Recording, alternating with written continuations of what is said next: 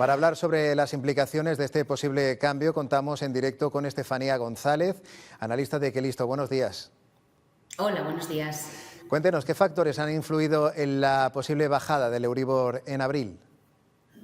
Bueno, pues sobre todo la expectativa de lo que podría ocurrir en junio con el Banco Central Europeo. Llevamos muchos meses ya oyendo hablar de este tema y es que se espera una bajada de los tipos de interés para entonces, pero bueno, hay cierta incertidumbre y eso explica que esa bajada haya sido muy pequeña, ¿no? Hablamos de una bajada con respecto al año pasado de un 1,41%, por tanto, hablamos de buenas noticias para quienes tengan una hipoteca variable que se revise ahora en mayo, pero todavía noticias leves, ¿no? Buenas noticias leves. Para una hipoteca media en España, para que nos hagamos una idea, pues esa rebaja en las cuotas va a ser de apenas poco más de 4 euros al mes, un total de 50 euros al año. O sea que existe cierta expectativa de que esa bajada de tipos llegue probablemente en junio, pero todavía hay cierta incertidumbre, hay factores que están sobrevolando el ambiente, ¿no? Por decirlo de alguna manera, que podrían hacer que o bien esa bajada se retrasara algo o bien no fuera tan importante como se pensaba en un principio.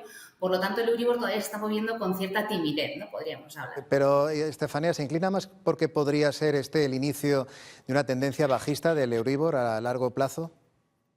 Sí, en principio parece que sí, pero por dos motivos. No solamente porque el propio indicador vaya bajando, aunque sea tímidamente, sino porque hay que recordar que lo que hacemos siempre es una comparativa interanual cuando pensamos en qué va a pasar con nuestra hipoteca variable, ¿no? Entonces, si pensamos en lo que estaba pasando el año pasado con el Euribor, nos encontramos con la curva totalmente contraria. Es decir, el año pasado por estas fechas, ya en primavera, el Euribor estaba en plena subida. Entonces, aunque el Euribor se mueva a la baja tímidamente en los próximos meses, ya esa comparativa, si tenemos una hipoteca variable, nos va a salir a favor, es decir, va a reducir nuestra cuota. Por tanto, es verdad que parece que empezamos una senda en la que quienes tengan una hipoteca variable van a ir recibiendo buenas noticias, pero la magnitud, sobre todo, de esas buenas noticias va a depender de esa decisión del Banco Central Europeo en junio, o si se retrasa, pues veremos si es en septiembre, en octubre, y también de qué magnitud sea esa posible bajada.